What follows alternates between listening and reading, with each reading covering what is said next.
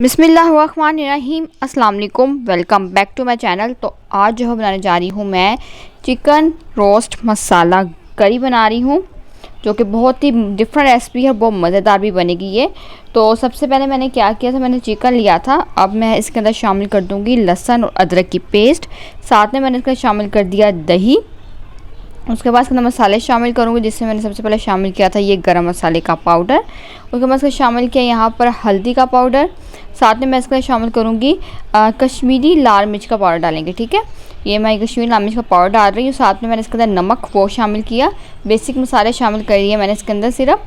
अब मैं इसको अच्छे से यहाँ पे मिक्स कर लूँगी और इसको रख दूँगी मैं तकरीबन आधा घंटे के लिए मैरिनेट होने के लिए, जब तक ठीक है आधा घंटे के लिए छोड़ दूँगी। आप चाहें तो उसको और देर तक रख लें, या तो आपके पास टाइम नहीं है तो फ़ौरन भी बना सकते हैं। मैंने उसको आधा घंटे के लिए छोड़ दिया था। उसके बाद यहाँ पर मैंने पैन के अंदर ना ऑयल डाला। अब इस ऑयल के अंदर जो मैंने चिकन मैरिनेट किया था, यहाँ पर इस बोटी को जो है ना मैं सिर्फ हाली इस तरह से फ्राई कर लूँगी। ठीक है, अच्छे से इसको यहाँ पर मैं कलर दूँगी गोल्डन। ठीक है, एक तरफ से अच्छे से फ्राई कर लेंगे। देखिए यहाँ पे देखिए जैसे फ्राई हो जा रहा था, इसका कलर देखिए गोल्डन आता जा रहा था। तो मैं इसकी साइड जो है ना यहाँ पर चेंज करी जा रही थी, जिसका कलर आ रहा था गोल्डन। देखिए कितना अच्छा सा सबके ऊपर गोल्डन सा कलर आ रहा था। तो यहाँ पर मैं सबको इसी तरह से फ्राई कर लूँगी दूसरी तरफ से भी। और यहाँ पर अच्छे से फ्राई हो चुका था चिकन, तो अब इस चिकन को बाहर निकाल लूँगी। अब सेम इस ऑयल के अंदर शामिल कर दूँगी यहाँ पर मैं प्याज, टमाटर, लहसुन, हरी मिर्चें और अदरक। ठीक है, ये सारी चीज़ शामिल करके अब जो है मैं इसको मिक्स कर लूँगी। इसके अंदर अदरक नहीं है, अदरक जो है ना मैंने बाद में शामिल की थी, इसके अंदर मैं पीसने के लिए डाल रही तो, क्योंकि मैंने उसका पानी शामिल करना था अदरक का। ठीक है, वो मैंने बाद में की थी। अब मैं इसको सारा बाहर निकाल के इसकी पेस्ट बना लूँगी। अब वो सारा कुछ पेस्ट बनाने के बाद जो है ना यहाँ पर मैंने और जो काम किया था वो मैं रिकॉर्ड करना ही वो भूल गई बटन। तो यहाँ पर जो है ना मैंने पहले जब मसाला निकाल के मैंने पीस लिया था ना, उसकी पेस्ट बनाई थी, तो मैंने गरम मसाले शामिल किए थे इसके अंदर।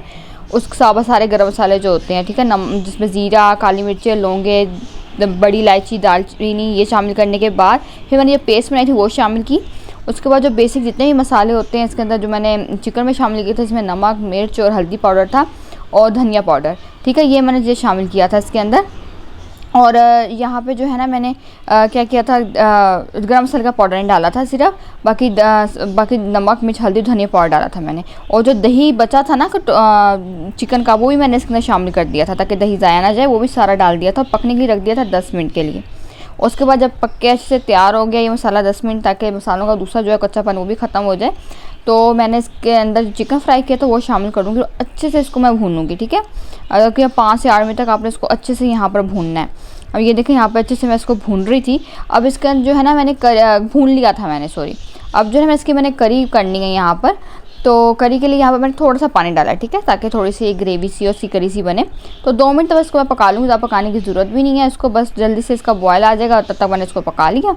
और एंड में मैं इसका शामिल कर दी यहाँ पर हरी मिर्चें, और इसका चूल्हा जो है यहाँ पर मैं बंद कर दूँगी। और ये मज़ेदार सा चिकन बन के यहाँ पर तैयार है। मैं आप इसको सर्व करके वो दिखाती हूँ।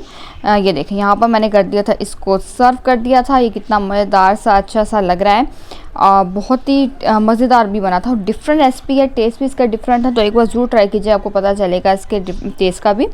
तो आपको रेसिपी अच्छी लगी है तो मुझे ज़रूर बताइएगा कमेंट सेक्शन में। अगर आप इसको ट्राई करते हैं तो आपको कैसी लगी ये भी मुझसे शेयर कीजिएगा। तो यहाँ पर आप इसको रोटी के साथ, नान के साथ, आप इसको खमीर रोटी के साथ, तंदूरी रोटी के साथ, चावल के साथ भी खा सकते हैं। इसकी मैंने जो करी की है तो आपको चावल के साथ भी आप सब आसानी से खा सकते हैं। तो पराठे के साथ, सबके साथ बहुत अच्छा लगेगा आपको। जो है यहाँ पर वीडियो अच्छी लगी ज़रूर लाइक कर दीजिएगा। अब मैं आपसे इंशाल्लाह एक नई रेसिपी के साथ मिलूँगी जो कि डिफरेंट भी होगी और मज़े की भी होगी। तो मुझे तब तक के लिए इजाज़त दीजिए। अल्लाह हाफिज़।